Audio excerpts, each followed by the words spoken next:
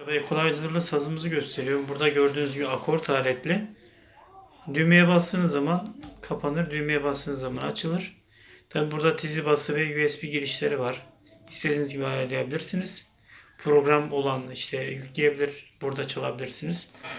Gördüğünüz gibi burada girişi var arkada. Tekrar akort aletini kapattıktan sonra amfi devreye geçecektir. Gördüğünüz gibi.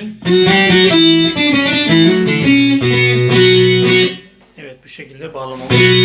İsteyen arkadaşlar bu şekilde bağlama alabilirler. Özel sipariş yapıyoruz bu şekilde olanları. Equalizer'lı.